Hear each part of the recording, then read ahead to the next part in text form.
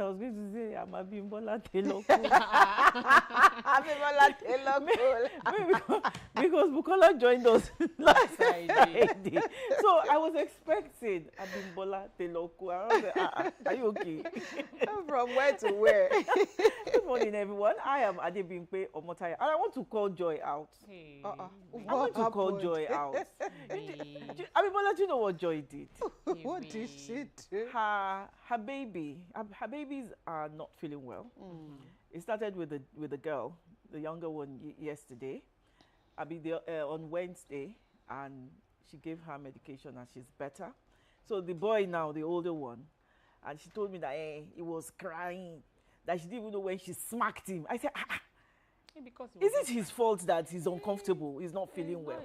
Why are you smacking him? She probably was and also she said overwhelmed. She's tired. Yes, she said overwhelmed. she's tired. I know, but again, Joy, I mean, so I'm just going to play the devil's advocate here. So a lot of times, you know how we mothers are. We also love to multitask. But we must also remember that we are human and we can also be overwhelmed. So I guess it was just a spur of the moment where Joy was also truly overwhelmed and she had no choice than to just say, you know what, oh boy, respect yourself. Yeah. You know what she said? Because the sister did not cry. Why is it now crying? I said, again, so children exhibit emotions in different ways. Different ways. Well, so boys are like that. So because you called Joy out this morning, I'm going to call myself out because I also smacked one of my boys this morning. Okay. You see, sometimes children can also deliberately just test you and test your patience, and then but when you give them everybody will be fine. Yeah. It was. No, you will be fine. Everybody will be fine. Everybody will be fine. Because again, sometimes, yes, so and again, we all emotions, we treat things differently. Adebimpe might just be, you know, so patient with her children. or I've become grandma. Yeah. I don't even know what. So I can't remember what it feels like anymore. Well, so at that, I mean, when your children are growing up, I'm sure that if somebody also told your story, I remember one that she told me. They will tell us a different story. They will tell us a different story. When I went to beat my daughter in school with Egba, with Omorogu. So I mean, it's just a case of at some particular point in time. And last night somebody called me and it was just one of them did so, and she said, "Hey, Korama." I said, "Don't. In fact, I will cut you off the phone because sometimes it's overwhelming." And so, who's also looking out for Joy? Yeah. So at this particular point Mr. in Joy. time, Mr. Olu, rather. Mr. Joy. Mr. Olu is looking out for her. So, I mean, so Joy, sometimes a little patience, and sometimes children can't express themselves. All they know how to do is probably just to cry. Just somebody to just show them love, understanding. But again, sometimes, you're not. So everybody If him is a boy, everybody behave like babies. Fine. They never grow up. Everybody will be fine. So again, motherhood isn't a joke at all. Where everybody will just, you know, at some particular point in time. But maybe Joy, when you get home, just show him some love. Just give him some pat on the back and tell him everything will be fine. You too, when you get home, do the same. That one. You too, when you get home, do the same. So this is it. When he gets back from school, he's going to apologize to me first. Because he was actually wrong and he was just being fussy about it. But I know that when he gets back, he will see my face, "Mommy, I'm sorry for what happened this morning," and then we'll beg ourselves and we'll make up. So everybody will be fine. Anyways, let's get on to the show this morning. So Adebimpe, I hope you're forgiving Joy. Maybe I will. It probably was just a spur of the moment. It was a spur of the moment because I was truly overwhelmed. Oh, you were overwhelmed. Yeah, we're not pele. You see. Anyways, don't worry. Grandma Adebimpe is doing her job.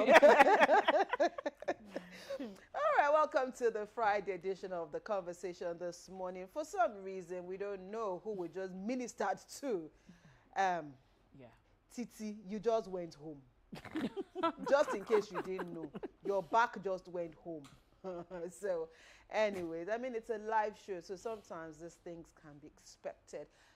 Again, we don't know who that you know, message was for this morning. Mothers, children, everybody, you know, we all act differently and we all exhibit differently. But whatever the case may be, Amawa okay. Yeah.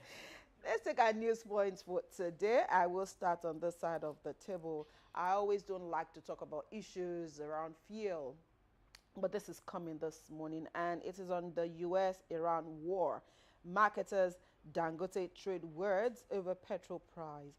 And the story says, amidst the escalating tensions in the Middle East, data from the Major Energies Marketers Association of Nigeria has shown that a litre of imported petrol is about 64 naira cheaper than the one produced by the Dangote Petroleum Refinery. However, the refinery debunks the report, challenging importers to defy the ongoing airstrikes in the Middle East and bring in petroleum products. The Punch reported on Monday that the Dangote Refinery increased its gantry price from 774 naira to 874 naira. The adjustment followed a jump in oil prices to $84 per barrel, up from below $70 days before the airstrikes involving the United States, Iran, Israel, and other countries. Following the increment, filling stations on Tuesday raised their pump prices to as high as 937 naira, depending on the location. Before the Middle East crisis deepened over the weekend, some filling stations had already been selling petrol at prices ranging from 812 and 839, but the crisis disrupted the global fuel market, affecting Nigeria and other countries. However, data by Miman indicated that Dangote's petrol gantry price was 874 naira per litre as of Monday, while the landing cost of imported petrol was 809.37 naira per litre, showing a difference of about 64 naira between the two sources.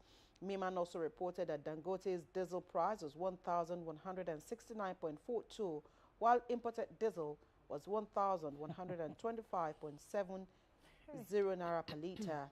However, officials of Dangote Refinery, who did not want to be mentioned because of the sensitivity of the matter, said some importers were projecting a false narrative to ensure the federal government continues to issue import licenses. I will leave it at that. Mayman, do your thing. Allow Dangote to do his thing. He is a marketer. He is a businessman. If you feel that your own importation is cheaper, it's okay. Let him do his thing. I really don't know why all the time you guys will go continue to poke your nose in this man's business. There's free markets. We will buy where we want to buy. If you like, sell your own at 1,000 naira. Let Dangote sell his own at 900 naira. It is where we will queue. That we will queue. Yes. Why do you always just make a problem where there is no problem? I don't get it. I don't. When there's peace like this, you just gonna be looking for trouble. Leave the man alone now. Must you poke your nose in his business? He has the power to do what he's doing. Shebi, you are importing your own. Continue now. Abi. And will you be asking a business person how you are doing your business? You're doing your business. Why is your own business like this? I mean, is there anyone that goes into business without the aim of making profit? Even if he brings it down, you will complain. If he increases trouble, hey, me man, Nigerians are not complaining. Do your thing. Allow him to do his thing. Let everybody sell their own market. Everybody sell your market. My own concern, I've been hearing... An open market, to ask me, oh. I've been hearing, is it a rumor? I've been hearing gist that this US-Israel-Iran war is also going to affect gas. And that we might have gas that we are flaring. That gas that we are wasting. Gas that we are flaring here. It is well. Let's take your story. Federal government approves 100% gratuity for retiring civil servants. The Federal Executive Council has approved the implementation of a transformative exit benefit scheme that grants retiring federal civil servants a gratuity equal to 100% of the total annual emolument.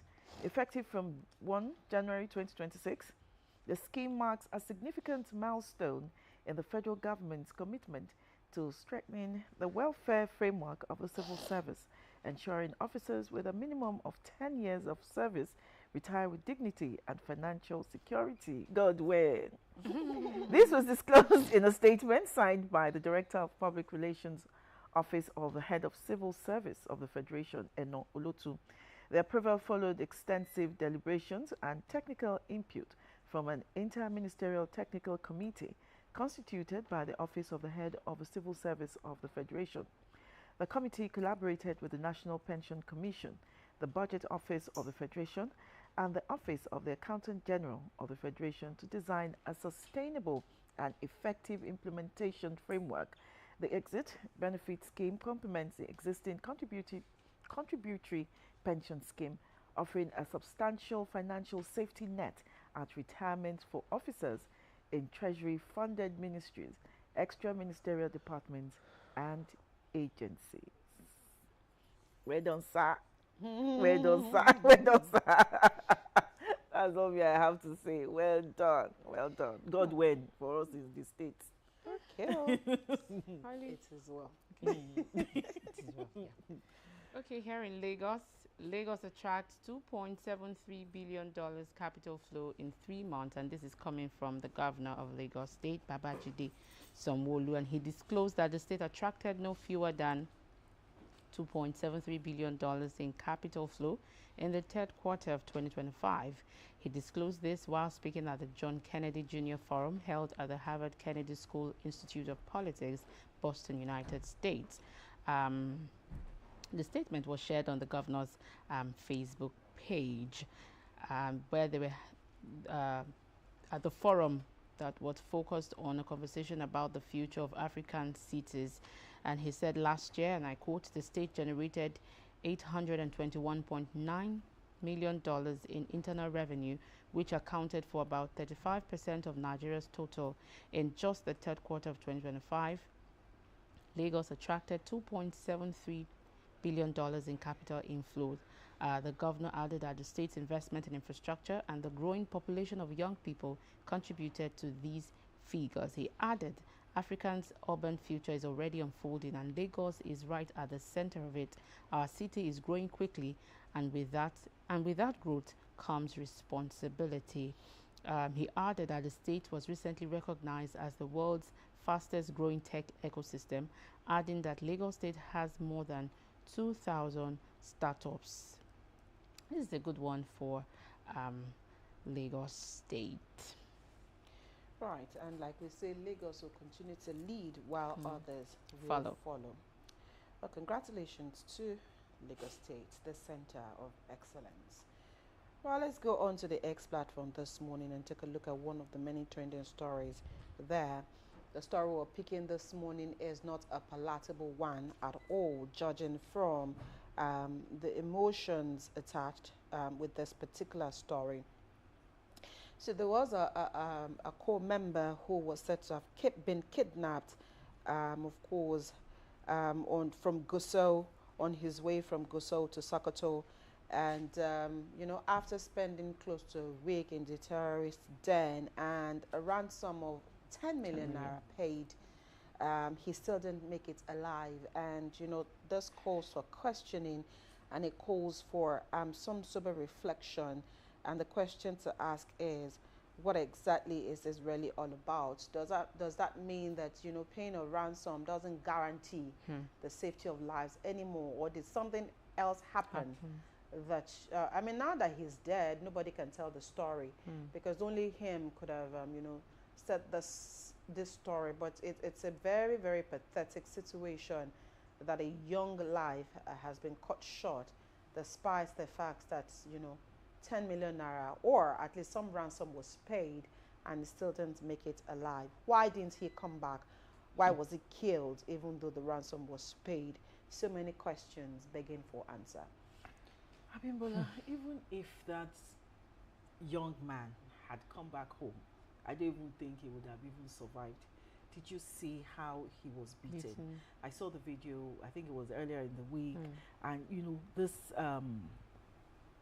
bandits or terrorists or whatever they call them, they were stepping on his chest. They were beating him. They were kicking his head. How can you even share such a horrible Why? video? Exactly. Why did they do that? I And why don't did they get even it. share it? I don't And get after it. collecting the 10 million, as Abimbola said, is it that even the ransom does not even guarantee you your life anymore? And I keep asking, why are they doing this? An NYSC member, is he government? Is it the NYSC they are fighting? Is it because he went to school? Or is it because he was traveling? Is it because he's a man? Like we said, don't so know. many questions begging I for don't know. answer. But you know, one thing I've also silently realized is that sometimes there's always an undertone to some of these things in some circumstances or in some situation where, you know, something untoward could have happened and this happened. Again, when things like this happen, sometimes in situations like this, when eventually the truth is unraveled, it is also not impossible that it is not just about a kidnap case. Sometimes there are other underlying factors to these things, and then other things are used as cover-up to these things. But whatever it is, we can't overemphasize the fact that safety of lives is one thing that we can't, you know, ask for a better situation as Nigerians, as humans, as young people. And again, this is how many people are now beginning to say that, are we sure that the NYSC scheme has not overlived its existence? But again, you'll ask, is it only an NYSC member that could have been kidnapped? Could have been anybody. It could have been And those anybody. those that are still selling the narrative that it is only Christians there. This boy is a It's Muslim. a Muslim. The prayer, like the Yorubas will say, any kolomo. So, I mean, the family, they're there now bearing this brunt. Because I can't imagine you scouting to pay 10 million naira, and at the end of the day, you still lost that life that you paid that huge amount over. Something definitely is not adding up in this particular situation. But we need to still task government to still continue to protect lives, because again, the life of one person matters a lot in this country. Maybe he didn't survive the beating. Who knows? Yeah. He's the only one that would have been able to share the story. But Yes. Yeah. it's not more. He's the only one. Yeah. I think was this same week that one particular guy who said he was kidnapped in his farm, or in the farm he was working Yes, in I saw Akure, that. In who Akure. spent over 3 months in the kidnapper's den until he was able to escape. So again, these things, I don't know. We will. Is this NYSC? Is it still worth it?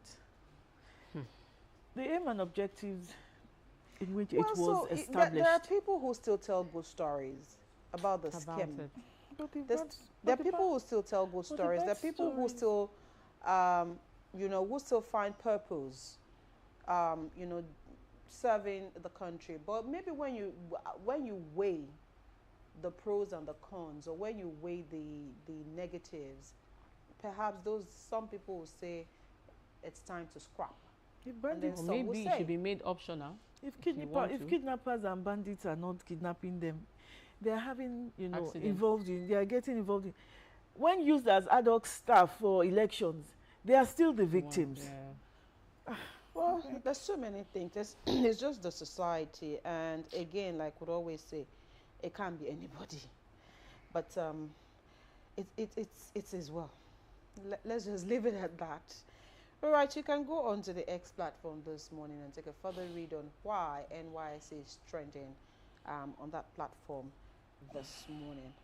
We'll take a quick break. It's the Friday show. You know how we do it on Fridays. We try as much as possible to leave all the very serious issues and, you know, just do a little bit of entertainment, sad, lifestyle, things that would bring smile and happiness to our faces. The first conversation this morning will be around the theater and how it can be used for social transformation. That conversation is after the short break.